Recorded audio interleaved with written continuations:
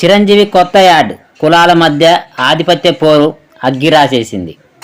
Megastar Chiranjeevi 69 సంవత్సరాల వయసులో కూడా యువ హీరోలకి ధీటుగా సినిమాలు చేస్తున్నారు. వరుసగా ప్రాజెక్టులను ప్రకటిస్తున్నారు. ప్రస్తుతం వశిష్ఠ దర్శకత్వంలో విశ్వంబర చేస్తున్నారు. దీని తర్వాత చేయబోయే సినిమాలు దర్శకుడు కూడా త్వరలోనే ప్రకటించబోతున్నాడు. ఈ సమయంలో ఓ పాల ఉత్పత్తి కంపెనీ తమ వాణిజ్య ప్రకటనలో నటించాలంటూ చిరంజీవిని కోరగా ఆయన అందుకు ఒప్పుకున్నారు.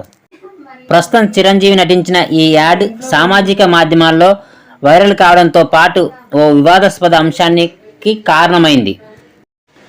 ఈ వాణిజ్య ప్రకటనలో చిరంజీవి ఆత్మారాంగా దీపాత్ర అభినయం చేశారు.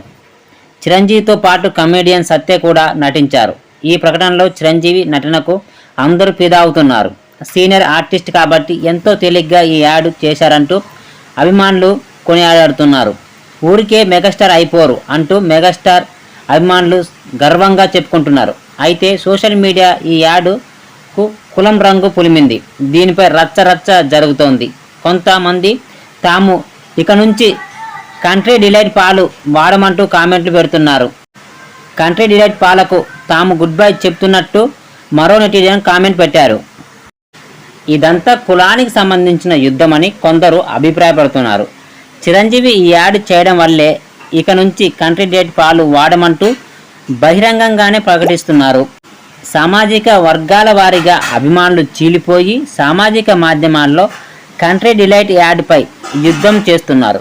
ఒక సెలబ్రిటీ ఉత్పత్తి గురించి చెప్పారంటే దాని గురించి అన్ని రకాల పరిశీలన నాణ్యత తెలుసుకొని మరీ యాడ్ చేశారని, చిరంజీవి కూడా అలాగే చేశారని, కంట్రీ డిలైట్ పాలలో నాణ్యత డోకా లేదని, అలా కాకుండా కేవలం సామాజిక వర్గాల వారిగా చీలిపోయి కులం రంగు పులుముతున్నారని అంటున్నారు. ఇలా కులం రంగు పులుముకొని రాజకీయాలు చేయడం వల్ల నష్టపోయేది చిరంజీవి కాదని, ప్రజలే నష్టపోతారని విశ్లేషకులు చెప్తున్నారు, అభిప్రాయపడుతున్నారు. ఈ యాడ్కు దర్శకుడు హరీష్ శంకర్ దర్శకత్వం వహించారు. ఇక చూడాలి ఈ యాడు ఈ కులాల రచ్చను ఎక్కడికి తీసుకుపోతుందో, ఎలా ఈ సమాజంలో చిచ్చు రాజేస్తుందో అనేది చూస్తూ ఉండాలి.